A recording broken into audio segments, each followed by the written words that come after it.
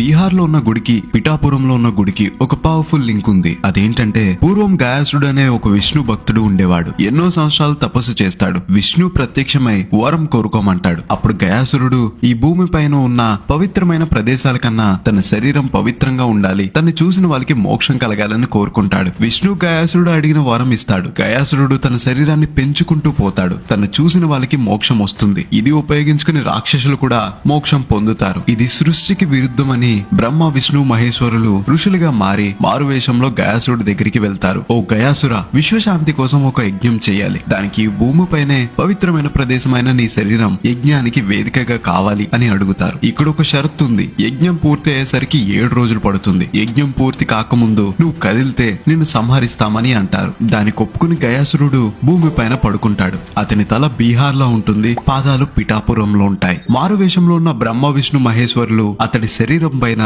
యజ్ఞం చేస్తారు. 6 రోజులు గడిచిపోతాయి. గయాసురుడు కదలకుండా ఉంటాడు. ప్రతిరోజు కోడి కూత వింటూ గయాసురుడు రోజుల్ని లెక్క పెట్టుకుంటాడు. అప్పుడు శివుడు కోడి రూపానికి మారిపోయి కుక్కురుకో అని అరుస్తాడు. అది విన్న గయాసురుడు 7వ రోజు పూర్తయి 8వ రోజు వచ్చేసిందనుకుని లేచి చూస్తాడు. అది అర్ధరాత్రి. చుట్టూ చీకటి ఉంటుంది. త్రిమూర్తులు వాళ్ళ రూపానికి మారిపోయి యజ్ఞం పూర్తవక ముందు లేచావు, నేను సంహరించడం తప్పదు గయాసుర, ఆఖరి కోరిక ఏమైనా ఉందా అని అడుగుతారు. తన దేహాన్ని 3 ముక్కలు చేసి 3 మూర్తులు 3 చోట్ల కొలువై ఉండమని అడుగుతాడు. ఈ త్రిగయ క్షేత్రాలలో పిండ కార్యాలు చేస్తే వాళ్ళకి మోక్షం కలగాలని కోరుకుంటాడు. శిరోగయ బీహార్ లో ఉంటుంది. అక్కడ విష్ణు ఉంటాడు. నాభిగయ ఒరిస్సాలో ఉంటుంది. అక్కడ బ్రహ్మ ఉంటాడు. పాదగయ పిఠాపురంలో ఉంటుంది. అక్కడ కోడి రూపంలో శివుడు కుక్కుడేశ్వర స్వామి అని పిలువబడతాడు. ఈ మహిమ గల పాదగయ క్షేత్రం మన పిఠాపురంలో ఉంటుంది. ఇలాంటి మరిన్ని వీడియోస్ కోసం కోదా స్టేషన్ ని ఫాలో అవ్వాలి మరి.